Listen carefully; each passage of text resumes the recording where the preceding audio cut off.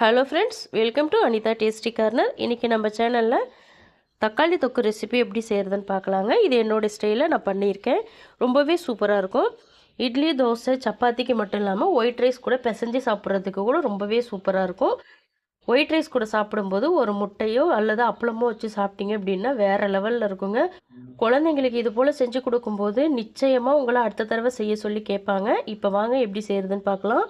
ஒரு கடாய் ஹீட் பண்ணிக்கோங்க. அதில் எண்ணெய் 5 டேபிள் ஸ்பூன் அளவுக்கு சேர்த்துக்கோங்க. எண்ணெய் கொஞ்சம் தாராளமாகவே சேர்த்துக்கோங்க. இந்த ரெசிபிக்கு நல்லெண்ணெய் இருந்தால் இன்னும் நல்லது, நல்லெண்ணெய் இருந்தாலும் சேர்த்துக்கோங்க.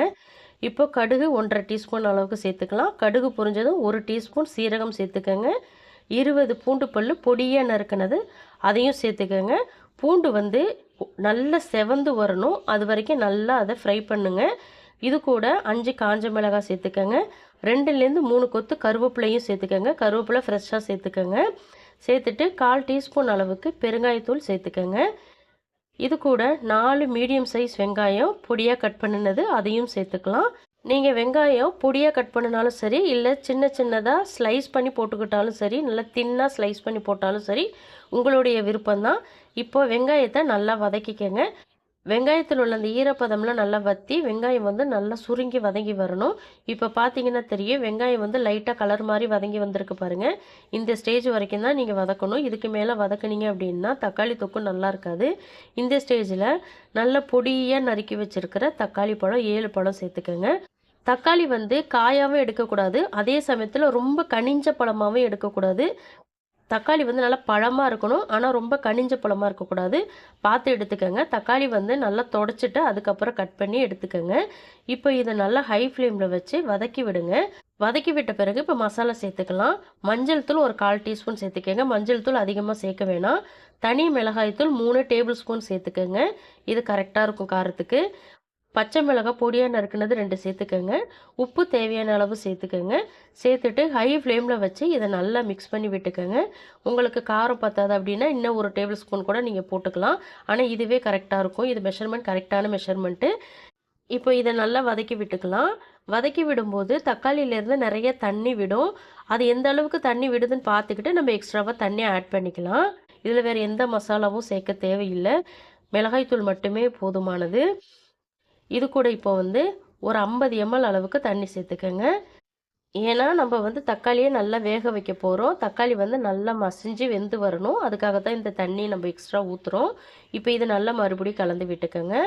உப்பெல்லாம் இருக்குதானே செக் பண்ணிக்கோங்க இந்த ஸ்டேஜில். இப்போ இது நல்லா கலந்து விட்டதுக்கப்புறம் மூடி போட்டு 5 நிமிஷத்துக்கு மீடியம் ஃப்ளேமில் குக் பண்ணுங்கள். ஹை ஃப்ளேமில் வைக்க வேணாம், லோ ஃப்ளேம்லேயும் வைக்க வேணாம். மீடியம் ஃப்ளேமில் 5லேருந்து 7 நிமிஷத்துக்கு குக் பண்ணுங்கள். இப்போது 7 நிமிஷத்துக்கு அப்புறம் ஓப்பன் பண்ணி பார்க்கலாம். இப்போ பார்த்தீங்க அப்படின்னா தண்ணியெல்லாம் நல்லா ட்ரை ஆகி தக்காளி வந்து நல்லா சூப்பராக மசிஞ்சு வெந்து வந்திருக்கு. பச்சை வாசனையெல்லாம் போயிட்டு சூப்பராக வெந்து வந்திருக்கு. இப்போ இதை நல்லா கலந்துக்கோங்க. கலந்து விடும்போது லோ ஃப்ளேமில் வச்சுக்கோங்க, ஏன்னா எண்ணெய் மேலையெல்லாம் தெரிக்கும். இப்போ பாருங்கள், தக்காளி போட்டதே தெரியல பாருங்கள், நல்லா மசிஞ்சிருக்கு பாருங்கள். நீங்கள் மறுபடியும் கரண்டியை வச்சு நல்லா மசிச்சு விட்டுங்க.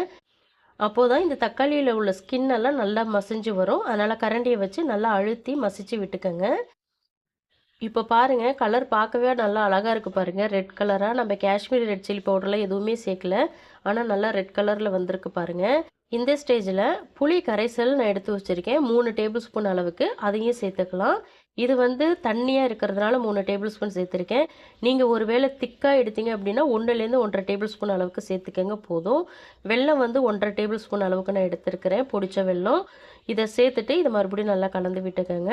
இந்த ரெசிபி வந்து புளிப்பு, இனிப்பு, காரம் 3மே ஈக்குவலாக இருக்கணுங்க. அப்போ தான் சாப்பாட்டுக்கு, சப்பாத்திக்கு, இட்லி, தோசைக்கெல்லாம் சாப்பிட்றதுக்கு சூப்பராக இருக்கும். அதனால் எதுவுமே அதிகமாக போகாத அளவுக்கு பார்த்துக்கோங்க.